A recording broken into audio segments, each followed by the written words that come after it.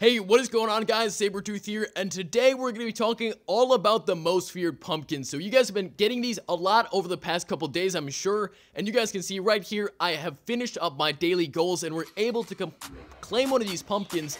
So this is probably one of the best times to talk about them, and I'm going to release to you guys today some of the leaks I've found regarding pretty much confirmed 11 out of these 14 possible rewards. I'm sure you guys are going to want to know to this, so let's just jump right into this video, guys. If you are new to the channel, make sure to hit that subscribe button real quick, and make sure you've got notifications turned on so you get to my videos as quick as possible. And if we could smash maybe 500 likes on this video, that would be insane. So here's one of our pumpkins right here. You can see on the front, I mean, all it's got is a question mark on it and really no designs to differentiate one pumpkin from another. So that's one question I've been getting a lot. How do you know what pumpkin you have? Is there any difference in these pumpkins? And the answer is just straight up no. I mean, in the past, we've seen things like mystery boxes, gifts from Ultimate Freeze that have some sort of design, maybe a team logo, some sort of difference between these, but all these pumpkins are exactly the same. No numbering, no nothing to differentiate them. So I think that the thing that these are most like actually is the Easter collectibles that we saw, the Easter eggs in Madden Mobile 17, if you guys played that. What's going to happen is on the 27th, all of these are going to reveal their unauctionable pumpkins, and for some reason right now, a lot of people, including myself, are having trouble even seeing these in your inventory. But there are a bunch of different rewards we can get from these, ranking from pretty much utter trash to possibly very good rewards, and I'm going to go over those in today's video. So before we jump into that, obviously you guys know the servers have been pretty bad the past couple days, and honestly, they gave us some compensation today, but I don't really think that it was worth it. They gave us this Carnival Pass pack right here, and unless I pull an Elite, I don't think it's worth it at all, but it does relate to the first possible reward. So we get another pumpkin, and we get some collectibles, but for the people who lost out on cards like Brian Cushing getting their points reset, and other just network timeouts during head-to-head matches, the tournament games expiring, and just 200 Madden cash in this pack, I don't think cuts it, but at least they gave us something, which is kind of a change from what we've been seeing. We haven't seen too much compensation for some of the bad things they've done throughout this year.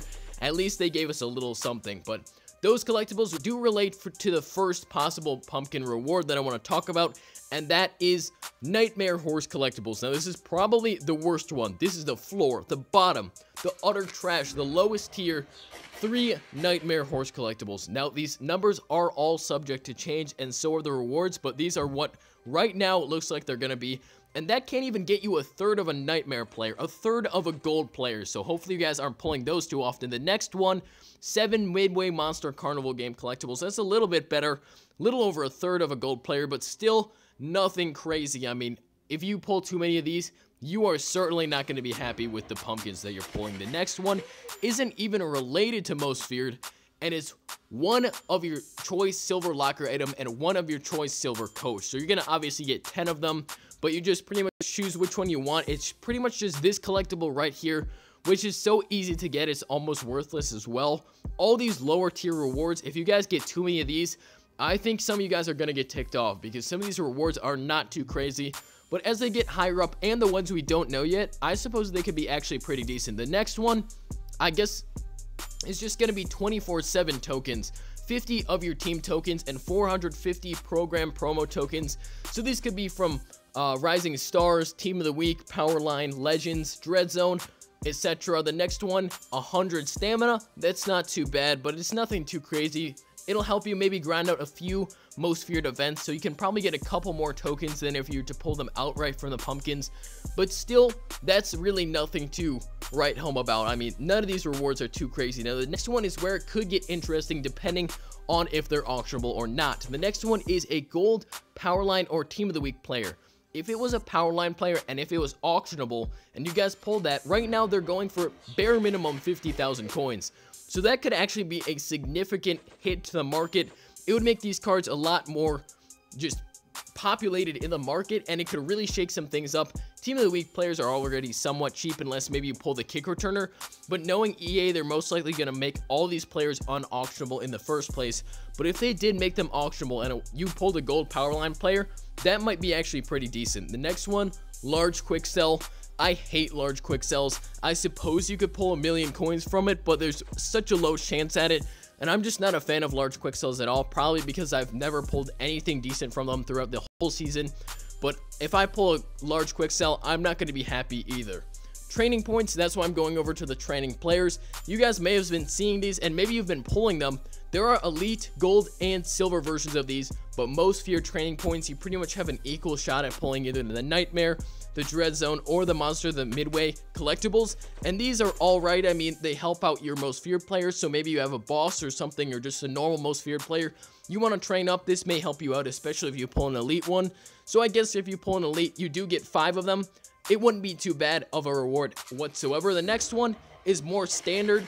If these are auctionable, that would be nice, but it's just going to be a gold most feared player. So it's either going to be from, obviously, Dread Zone, the Nightmare ones, or it's going to be a Monster the Midway. Most likely, they're going to be unauctionable, but if it is auctionable, it would actually really take a huge hit on the prices of these gold players, and all those prices would shoot way down. The next one's a little bit strange.